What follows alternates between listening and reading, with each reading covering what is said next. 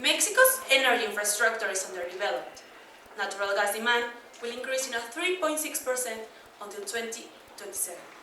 For Genova, this is translated into new investment opportunities. Good evening, ladies and gentlemen. We are Tania, Guillermo, Alejandro, Didier, and Carlos. We represent Tecnológico de Monterrey, Mexico City Campus, and it's our pleasure to present you our initiation coverage for Genova. We issue a buy recommendation for Genova, leading company and only pure player in Mexico's energy sector, due to its accelerated growth in a thriving industry. Genova's ability of landing projects, financial flexibility, and top-flight management derive in a competitive advantage to capitalize in new infrastructure opportunities. Their long-term, take-or-pay, dollar-denominated contracts provide constant and predictable cash flows that support our double-digit EBITDA growth until 2018. In addition, its strong balance sheets and successful execution of projects mingled with the access to financial markets reinforce our buy recommendation, comprising a target price as of December of 2016 of 87 Mexican pesos, implying a potential upside of 14%. Genova builds, develops, and operates energy infrastructure in Mexico. It is a subsidiary of Sempra Energy and relies mainly on two segments, gas and power. Gas is further divided into four: transport, sales, distribution, and storage and regasification. Genova is the only pure-play energy stock index in the Mexican Stock Exchange. It has 50% of the liquefied natural gas domestic market and occupies 31% of the country's pipelines capacity. Genova's top management, strategic position, and diversified asset portfolio grant the firm the opportunity to keep seizing on investment projects. Moreover, the company recently acquired the remaining 50% stake of Gasoductos de Chihuahua, a former joint venture with Pemex, which is expected to double the revenues in the sales segment. In order to finance the acquisition, Genova will contract a bridge loan with Sempra, and is expected to be paid with a follow-on emission of 330 million shares. Mexico offers room for solid and steady growth in the power transmission and energy infrastructure sector as a result of the energy reform. The Ministry of Energy recently published the long-term development plan for the electric national system, the Presentación. This program includes new generation of power plants, interconnection with U.S. cross-border transmission lines, and renewable energies development. They forecast megawatt demand will grow at a 4% CAGR until 2027, while natural gas demand is expected to post a 3.6% CAGR until 2027. As of December of 2014, Mexico's natural gas pipelines' total capacity was 7.5 billion cubic feet per day, while forecasted demand was 9.5 billion cubic feet per day, representing a 30% gap. This increase will result in favorable scenarios for the company's strategically located assets in order to fill the gap between foreseen demand and current capacity. Mexican government recently published a quinquennial program that aims the construction of 8,000 kilometers of additional natural gas pipelines, representing a 70% increase in the current system and $10 billion of new investments. We are confident Genova's top-notch management and historical back record will take advantage of the urgency of infrastructure investments to materialize into key opportunity projects. Government has reinforced its commitment with the power transmission and energy infrastructure sector with the creation of a new low-tax investment vehicle called FIBRA-A. This energy and infrastructure investment trust is similar to a master limited partnership and will allow new fundings and securitization of existing mature assets. According to management, Genova is currently evaluating possible tax benefits since it maintains value to shareholders. In order to best approach Genova's growth, we estimated a target price based on a three-stage discounted cash flow valuation, in which we consider a 4.3% growth rate for the second stage and a 3% terminal growth rate, which we consider to be rather conservative. Target price was calculated with an 8.4% WACC. In addition, our model considers the equity dilution announced by the company, the acquisition of Gasoductos de Chihuahua, and the reinvestment of operating cash flows. The outcome of this model is a target price for the end of 2016 of 87 pesos. Relative valuation was applied as a complementary analysis solely to confirm our valuation based on DCF. There are no local peers with publicly available information in order to compare directly to Yenova. For this reason, we determined a global set of comparable firms that have similar business models. The outcome of this is that Yenova trades at a 22.6 price-earnings ratio, which is below the mean of the industry, implying that the stock trades relatively at a discount. However, this ratio does not account accurately for the differences in the capital structure. For this reason, we analyzed the enterprise value EBITDA ratio with forecasted information, and this revealed that Yenova is trading at a small premium. However, we think that this premium is sustained because of higher growth expectations. In our model, revenue forecast is defined by variables such as macroeconomic factors and volume capacity. Revenue for 2016 will stand at $914 million, a 39% increase from 2015 despite of the declining prices and the constant demand of gas. Revenue was estimated by gas, power, and other income. Furthermore, gas segment was divided into its 4 sub-segments.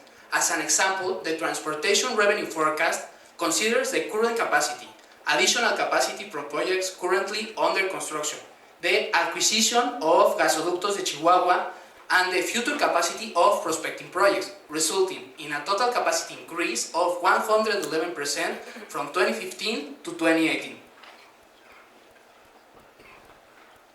Yenova's future cash flow generation, strong balance sheet, and successful execution of projects mingled with respected management derived an EBITDA growth from 2015 to 2016 of 42%.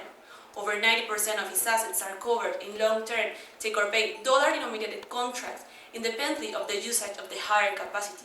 These elements should continue to provide Yenova's predictability and be translated into operative stability and reflected in its healthy financials. We estimated return on equity for the next 3 years, resulting in 3.06%. Compared to 2014, there is a significant decrease due to the decline of assets turnover. Assets under construction require a lot of time before they can begin operating and provide revenue to the company. Therefore, asset efficiency should continue to improve for the following years.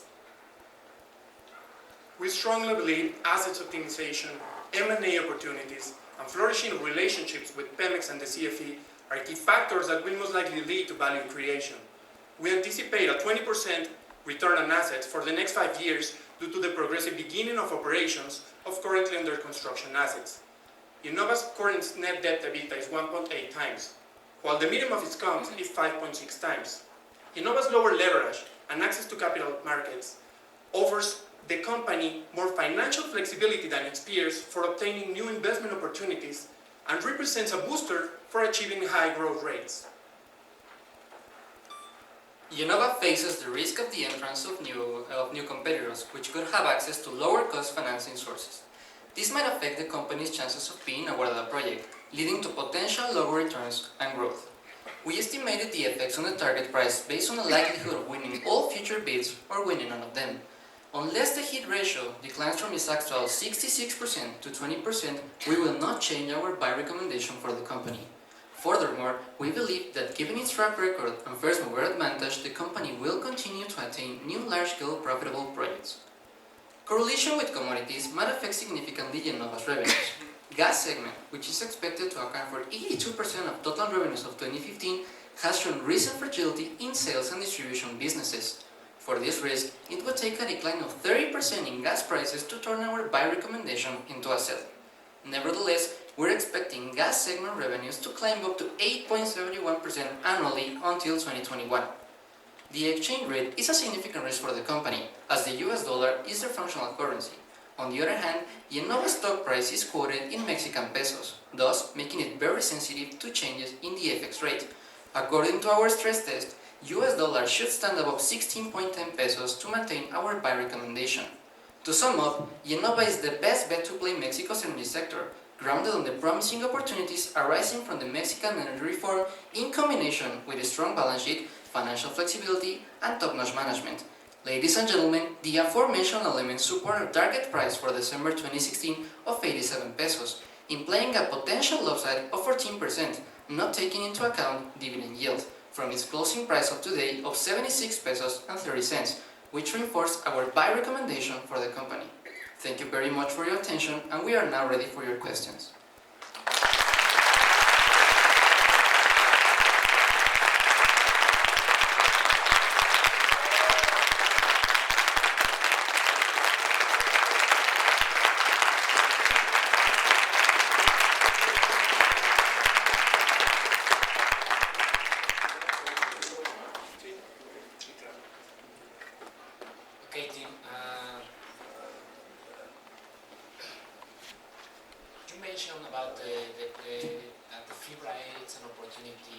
for this company.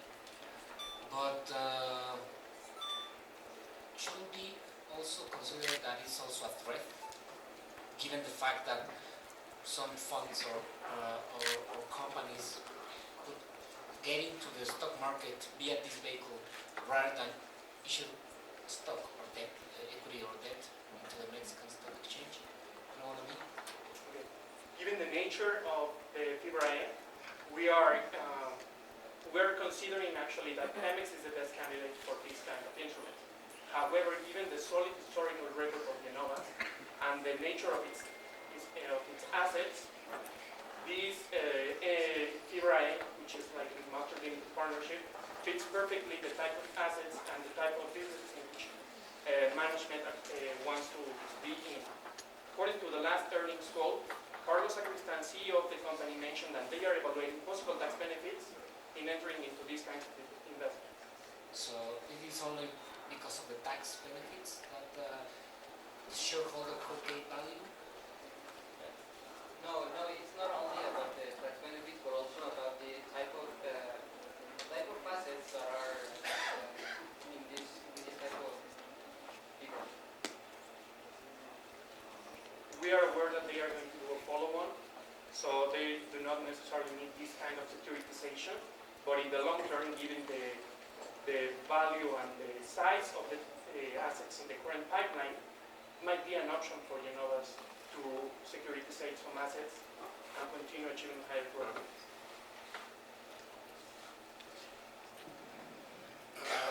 From what I listened from your presentation, basically you expect a pretty high growth rate for the company, for Yenova. But how do you perceive the competitive environment that is facing for the energy industry in Mexico? New companies, a lot of capital coming to Mexico, a lot of new players in the industry. How good is Yenova for the competitive? Yes, we are taking into account for our evaluation the new competitors that Yenova may face in the future.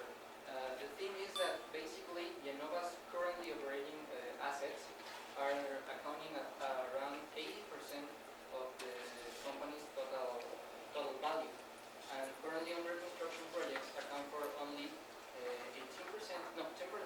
while the remaining 10% is of prospecting new projects. So we, for example, know that Yenova has recently lost two bids, but we do not consider them to be the most important for the quinquennial plan and the production and all the energy infrastructure that is planned to happen in Mexico.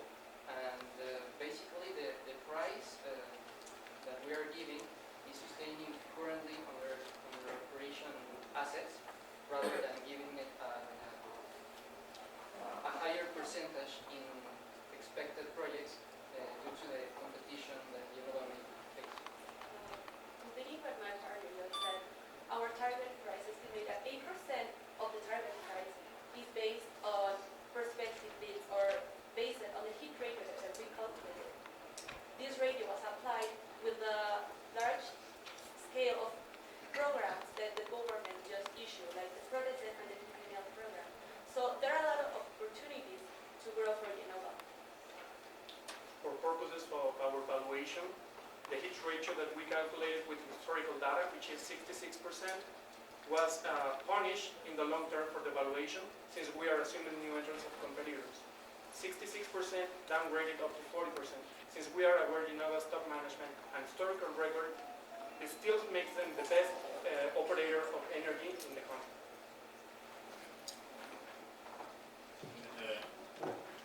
To continue with the competitive landscape, you're recommending to buy a stock with a target of 87, but you're talking about a very competitive environment looking forward because of the energy reform. And obviously we do not know, we can look back as you mentioned, but if we look forward we don't know how big is going to be this impact. But the stock, if we look back and we look at the historical price, the stock was already trading at the beginning of the year, at the beginning of the second quarter at 92 pesos. Now you're recommending with a very competitive environment to buy a stock with a target of 87. So looks like it's not like, you're not saying that it's a strong buy for you? First of all, I would like to mention that this stock has more of a defensive point of view because it's essentially based on a lot of long-term assets that are going to be depreciating over a long time and that have granted cash flows for the company. So this helps you to give you the idea that the stock shouldn't be that volatile. It's a defensive stock for your portfolio, yet it has a 40% upside. And most of the upside is coming from the projects that are under construction and that the market is not yet recognizing this upscale value. And there's still a chance for these values to keep increasing next year with future bids. And we don't want to pay a lot of attention to these bids because, as you mentioned, they are just they are prospective projects we want. But to sum up this idea, yes, the stock will still reach this 40% because it has a lot of projects yes under construction, and the future bids of a market that requires infrastructure is still there, and you know that it's still the strongest competitor for all of them. In our model, we are looking to be rather conservative instead of have a price bigger than it is for the future bids. That's why we only forecast for the transportation segment. We identified several variables that affect the company in each segment of the company. We have already seen that for the last quarters, the revenue of the company has been affected because of the decrease of price of gas. That's why the biggest segment of Genova is affected, and that's why they have lower than the expectative of the analysts. Okay, thank you. Well, the majority of the revenues from this company come from dollar-denominated contracts. So, obviously, in terms of Mexican pesos, this has been a positive for the company and the price stock. So, when you model your future or expected cash flows, how does the currency play the role, or what was the assumption behind the behavior of the Mexican peso for the future? Well, for the exchange rate, we use the concept of Mexico, and according to the historical data, we make the behavior according to the variance of the real price or the real exchange rate and the estimate of Mexico. Using this, we forecast the exchange rate for the next periods of Genova, and that helps us to provide our buy recommendation because we are expecting that for the hiking of the rates, or the most probably hiking of rates for December, we are expecting that the exchange rate will increase for the end of this year and maybe for the first quarter for the next one. It is also important to notice that, for example, Genova is valued as all their income is in US dollars. The target price is also in US dollars, and the FX rate is a risk not for the company but for the investor, as Genova's assets will always be, as an example, $5, but the difference is in pesos due to the exchange rate. So for the investor, we can consider that when you are projecting a target price in pesos, it means that all the currency risk is taken into account. So, or this individual investor should do something if the investor has another view on the exchange rate. No, we can see in the sensitivity analysis that the US dollar, if the US dollar doesn't decrease below 16.10 pesos, the investor shouldn't have any risk of concerning this valuation. Why do you use only one method of valuation? Well, first of all, we discarded a relative valuation because there are no local peers who will actually be very accurate in the comparison. They require a lot of adjustments and a lot of forecasting that will be imprecise. So it's easier for a company that has steady cash flows and has a rather pretty time predictive.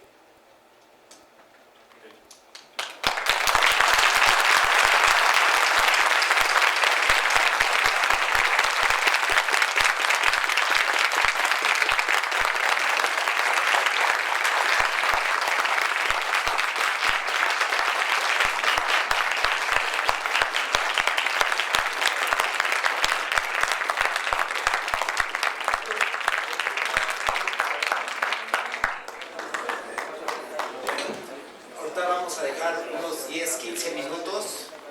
Bueno, el extremo hace un par de años nos tardamos como 40 minutos en decidir el ganador. Ahorita vamos a dejar a los jueces que evalúen, sumamos puntos y 10-15 minutos. Si quieren pasar al lobby, mientras ahorita para descansar y les llamamos para el resultado, ¿no? Gracias.